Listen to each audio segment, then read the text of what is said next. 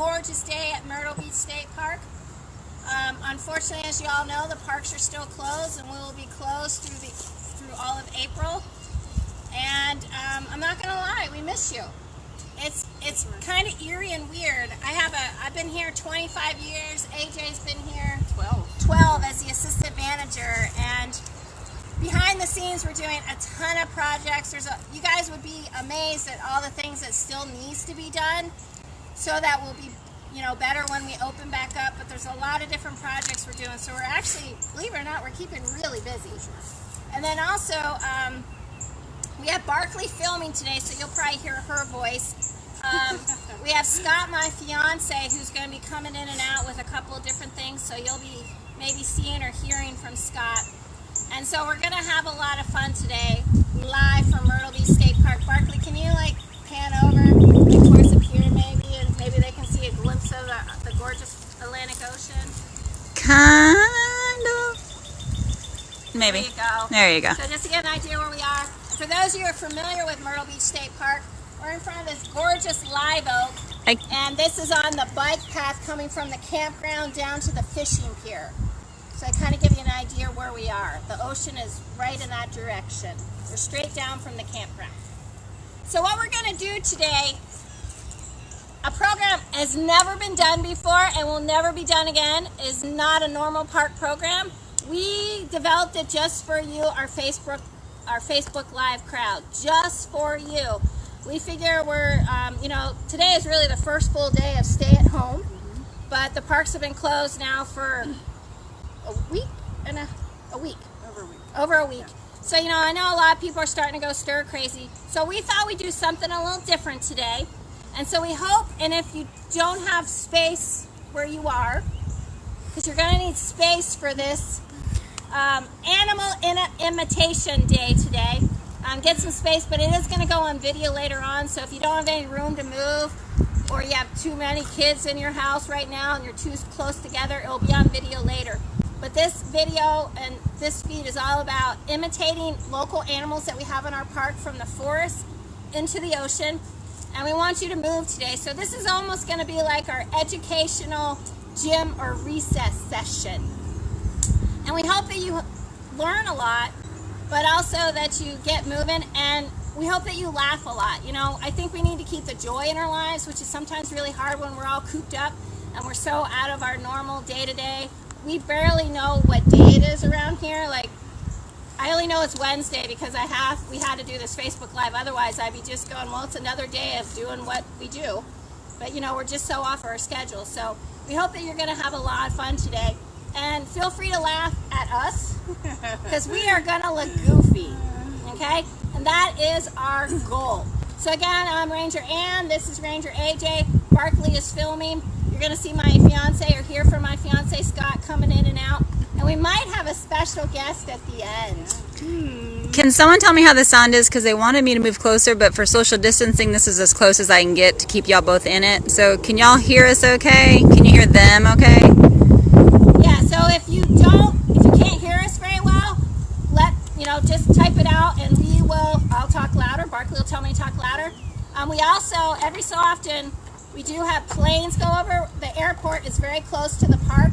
So if a plane goes over, I'm probably going to put this sign up, and we're not going to talk. This is part of our daily life at Myrtle Beach State Park. We just stopped talking. It's useless to keep talking. So if you see this sign, know that plane is going over and we're just going to be patient. Part of our daily life at Myrtle Beach State Park.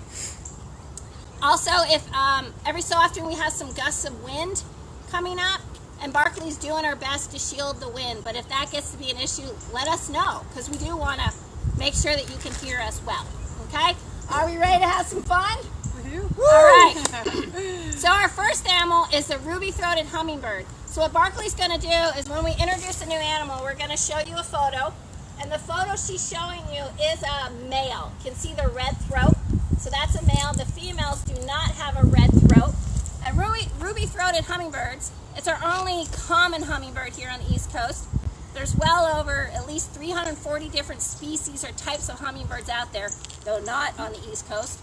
And they're now coming back from migration down in Central America.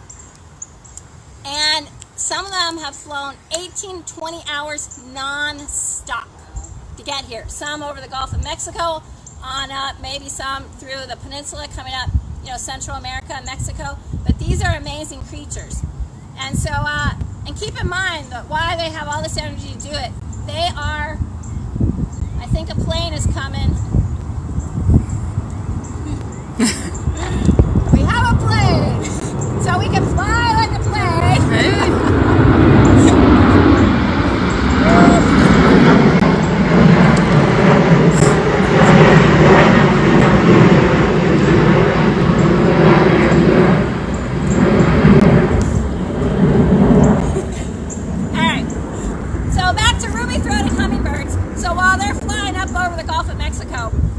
Keep in mind, they are the size of 2.5 paper clips. They are teeny tiny little birds, but they have to consume half their body weight daily. They have a lot of food to eat, and it's not just the nectar that a lot of us are putting out with our sugar water. 80% of their diet is probably insects and spiders. So while it's great that we're all putting out our hummingbird feeders, we do it here at Myrtle Beach State Park too. Most of their diet is insects and spiders. So again, they're creatures that are constantly on the go, and their heartbeat. So humans, how many heartbeats do we have per minute? You know, depending on the human, it's 60 to 100. Yeah. Okay. Well, anybody want to guess what a hummingbird heart rate is at rest? 100. 100. 120. 120. It is 250 heartbeats a minute at rest. Wow. At rest.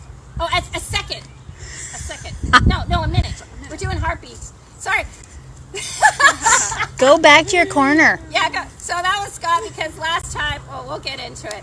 So also, it's a brand new program, y'all, one time only. So we've also done a lot of research. So this is not something we do every day, so it's all good. So we'll probably make more mistakes. So that's part of the fun, you know, making mistakes, right? So 250 heartbeats a minute at rest. And while they're flying, how many heartbeats do you think they do in a minute? 700. 700? 900. 900? 1,260 heartbeats a minute. That's crazy. And so imagine that. So again, they have to consume half their body weight daily. So when they go at night to sleep, they have to go into a torpor. And that's really shutting their systems down. And so at rest, what do you think their heartbeat is? At night. 57. 75? 57. 57. Oh, Barkley's close. Ooh. 50 heartbeats at rest. Which is still, like, that's our heart, you know? So it's amazing what these animals can do. And so what we're going to do is, obviously everybody's seen them flying, but they're amazing flyers. You know, they can go forward, they can go backwards, they can go up, they can go down. There are some hummingbirds that can fly backwards or upside down for a brief moment. Upside down, y'all. That is crazy.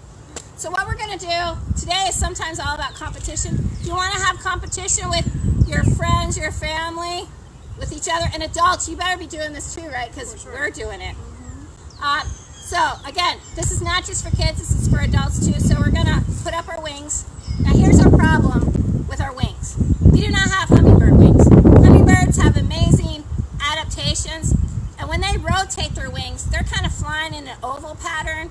And when they're hovering, it's more of a figure eight. We're unable to do that today, so we're just going to look goofy flapping our wings like this.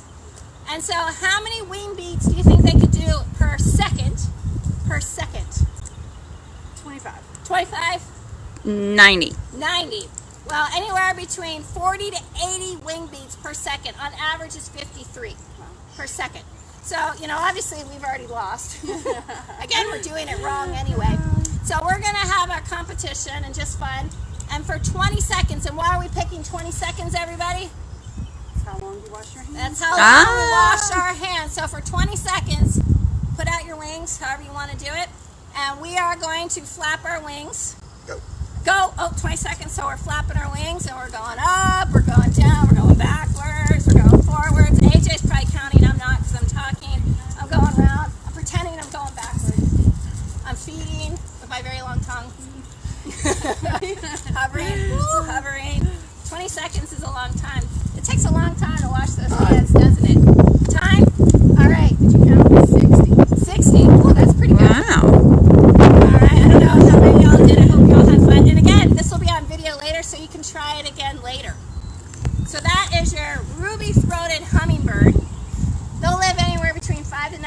I think is amazing, being such a small bird. I think the oldest one they had banded was 12 years of age. All right, so now we're gonna go to the beach.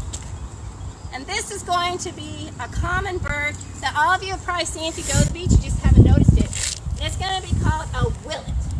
W-I-L-L-E-T. Notice, hopefully Barkley is showing you, when they expose their wings, there's gonna be white on the wings, and that's a really good field mark. Okay? So willets, they're a type of sandpiper. You give you an idea, all the birds on the East Coast, sandpipers make up a lot of different of the birds. So willets are sandpipers, sanderlings are sandpipers. In South Carolina, there's at least 29 species that are found in South Carolina. Not always common, and there's probably more that show up, but at least 29 species. So if you go, that's a sandpiper on the beach. Technically, you may not be wrong. It's just what type of sandpiper. So the willet, they're a little long. They're taller than most of the other sandpipers.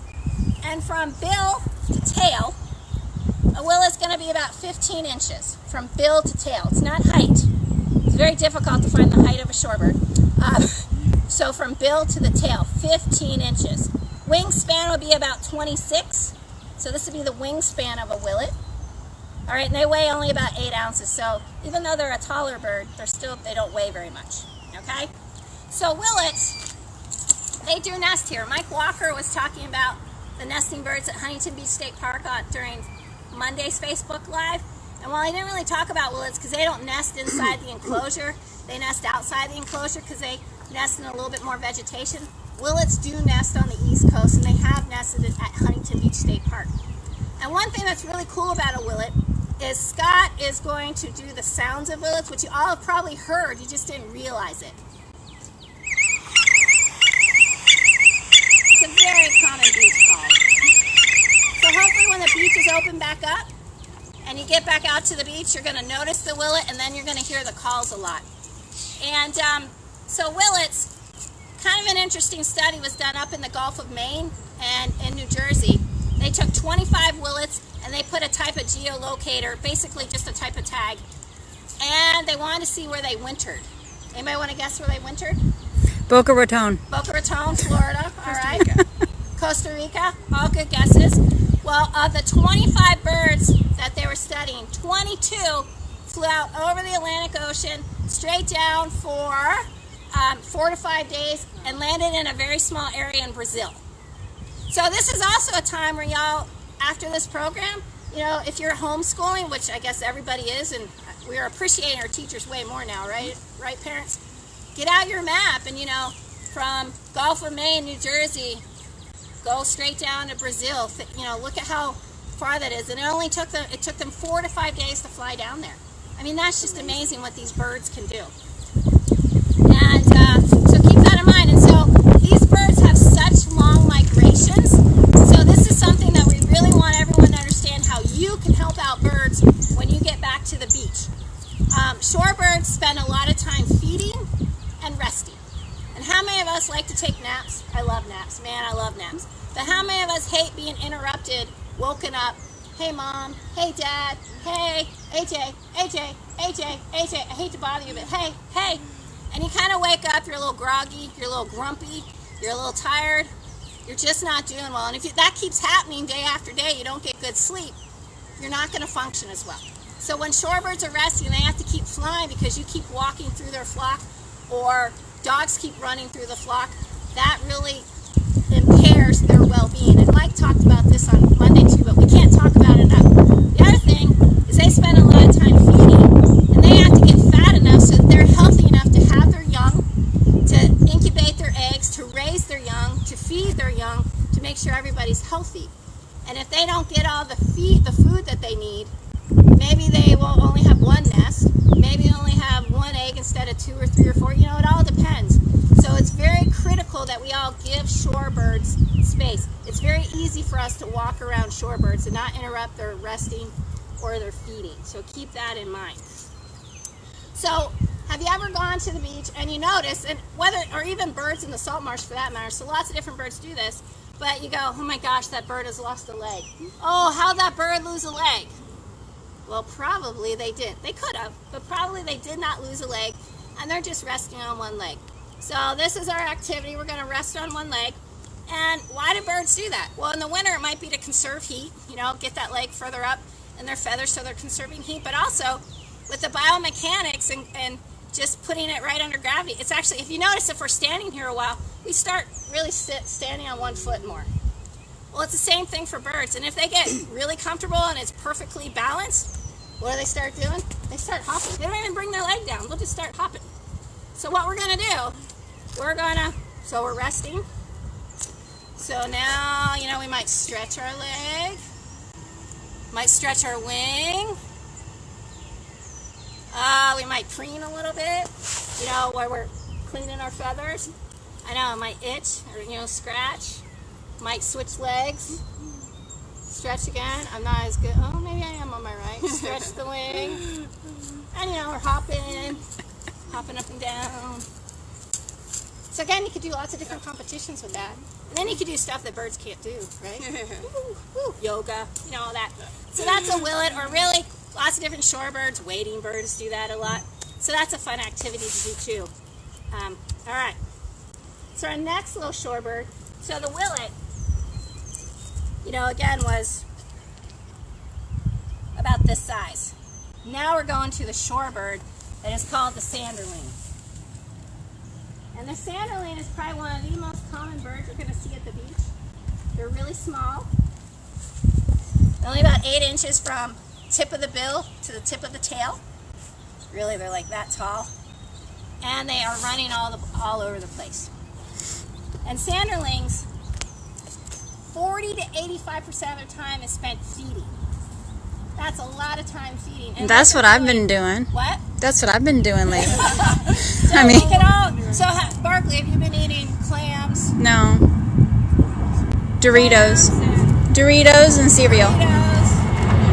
We have another plate. We only had one plate.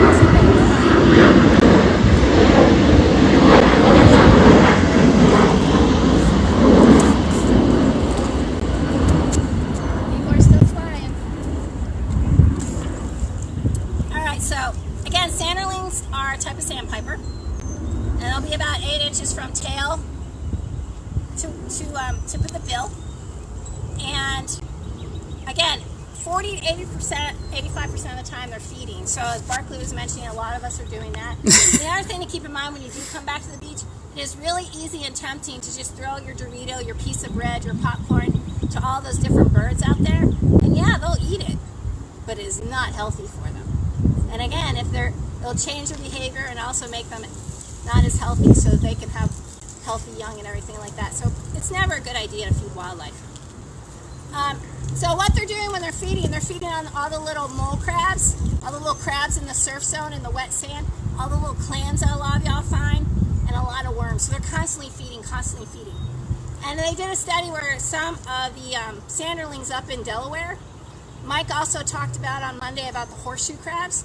They did a study where sanderlings were eating, I don't know who did this study and they really counted, I don't know, 9,000 horseshoe crab eggs in one day. Wow. That's a lot. That's really making them fat, so the energy to fly to the high Arctic. I don't know if I told you that sanderlings breed in the high Arctic. They don't breed here in South Carolina. They breed in the high Arctic, and many of them will winter down in South America. It's a huge migration. So again, they have to have lots of food and lots of energy and rest to make those huge migrations so they're healthy enough to feed. And what's scaring me about the sanderlings, which I think is just, I expect to see them when I go to the beach. Since the 1970s, there's been an 80% decline of sanderlings, and that's really scary. So we really need all to do our part due to habitat loss and everything. So again, walking around really can make a difference. So sanderlings, you want to get your meter stick? You can get a stick, you can get yarn, heck, you could use your fingers, your leg, not your leg, that would be hard. Some people could do it. Yeah, maybe you could do it, maybe the kids could do it. So sanderlings are kind of known like the wind-up toy of the beach, and so they're going to dart back and forth, so we're going to dart back and forth, feed, dart back and forth, feed, dart back and forth. So you can do this as much as you want. I think we're done. So y'all laughing? I hope y'all laughing. Barkley's laughing. So that's good. So that's the Sanderling. So now we're going to leave the beach, go out to the ocean. If any of you have been out on a fishing pier in South Carolina, you're going to probably see some sharks. And probably the most common shark you're going to see swimming around the fishing pier or in the surf would be the black-tipped shark. And black-tipped sharks, they do have black on their tips, but a lot of other sharks have black on their tips. So it's common names are tough. Black-tipped sharks on average, 6 feet, good social distancing. They can grow up to 8.5 feet, so they get, large. They're not huge, they're large. And back in 2016, 2017, the photo that Barkley showed you, Coastal Carolina, a grad student, did a tagging study. And they tagged in 2 years, they tagged 34 different sharks and 7 different species. And the most common one they caught was the black tip. And they're trying to find out if black tips really hung around different piers because it was good feeding habitat. And they showed that some sharks did. So one reason why you never want to swim by a fishing pier. But black tip sharks, they get confused for a couple different sharks. So one animal, Barkley's going to show you a picture back to the little sandbar, or the shark-nose shark. And shark-nose sharks, much smaller in size, 3 to 4 feet, so not even social distancing. But we catch baby shark-nose sharks off the pier all the time in the late spring and the summer, and they're so cute. And I know that's an opinion, but oh my gosh, they're cute. And they're only about this big when they're born. And so they're so cute, brand new babies when we catch them. And if we would catch a black-tip shark baby, it would be 22 inches, and we don't catch them around here. So we know, and I used to always call them black-tip sharks, because guess what? They had a black on their dorsal fin, but those are shark-nose sharks and don't get as big as black tips. The other thing is, if you're lucky and you're on the beach or on a pier or in a boat, you'll see sharks jumping up and spinning, and everybody calls those spinner sharks. And we do have spinner sharks, and they do spin. However, during our tagging study with Coastal Carolina, we never tagged a spinner shark. What we did tag were those black-tip sharks. And so more than likely what you're seeing around this coast, if you see a shark jumping up and down, it is a black-tip shark. So AJ and I are going to be awesome black-tip sharks. So everybody get ready, and spin. And spin. So that's your black-tip shark. All right, now we're going on. Stop laughing, Barkley. I'm sorry. Now if you see the phone jerking up and down, it's because Barkley's laughing at us. So now we're going. I'm just glad I don't have to do it. To the beach. Going to the beach where y'all hang out, sunbathe, where y'all play frisbee and everything. To the ghost crabs. And you guys have probably seen ghost crabs. And the thing that hopefully Barkley's showing you is their burrow. And you can see all the sand that they've swung out of their burrow. Their burrows. You guys want to guess how long, deep their burrows are? 2 feet. 1 foot. 2 feet, 1 foot, which is true, but they can go up to at least 4 feet. So they're pretty deep. So you never want to dig one up because you're just ruining their habitat. But they're really important denizens or citizens of the beach. They do eat a lot of those crabs and clams that we talk about, but also they'll do a little bit of scavenging. They'll clean up, dead and dying animals on the beach. So they're like the sanitation crew of the beach. But they are eating a lot of live food too. So they're not just scavengers, but they do scavenge a little bit.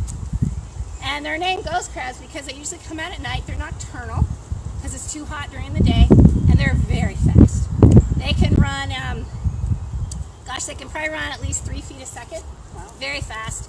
And in fact, their scientific name means swift-footed. So very fast. It's very hard to catch them. And in fact, I know we do see us rangers at a lot of the state parks. We see a lot of people going out at night with very bright flashlights and a net to try to capture ghost crabs. And there's 2 things that we worry about with that. While it's fun, we love you being outside and wanting to see nature.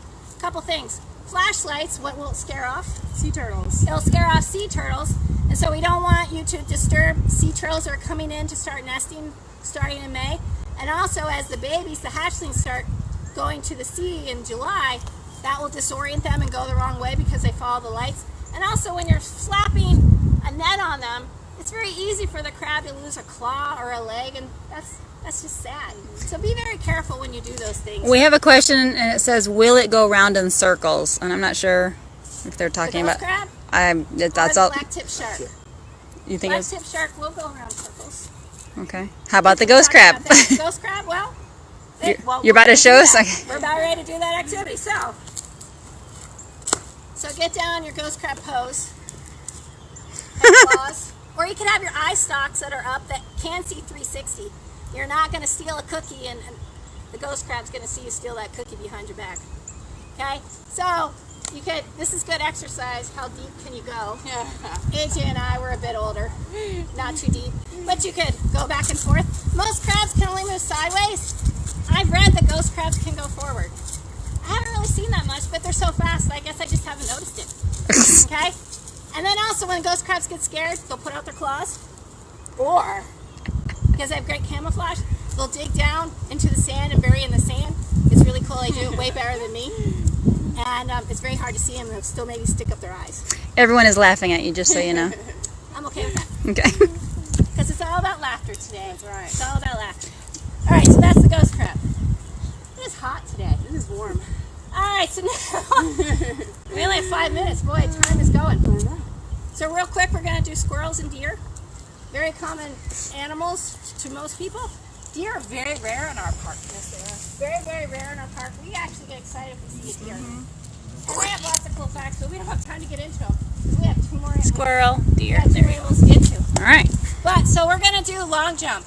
And it's probably going to be harder for y'all to do this because you probably don't have a handy dandy tape measure out right now. So we have a handy dandy tape measure. So we're going to move over here. And hopefully you can hear me. If you can't, Barkley will repeat. So this is the start of our tape measure. Squirrels can jump at least 9 feet. Those you have bird feeders probably think more. And hey, some probably could. Deer, how far do you think they can leap? 29 feet. A world record long jumper is 29 feet 4 inches as a human. There's another plane. So anyway, we're just going to jump. Oh, good God. Here we go. Hold on.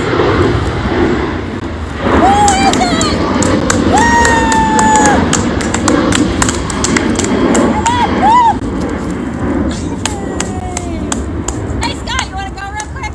No, Scott. All right. Scott probably would be better than us. Yeah, for sure. Yeah. They can also jump, you know, we think if you have a 7-foot fence, a deer might be able to go over that. There's certainly some deer could go higher. But if you have a 7-foot fence, that'll probably protect your garden. You know, deer would rather go under or around.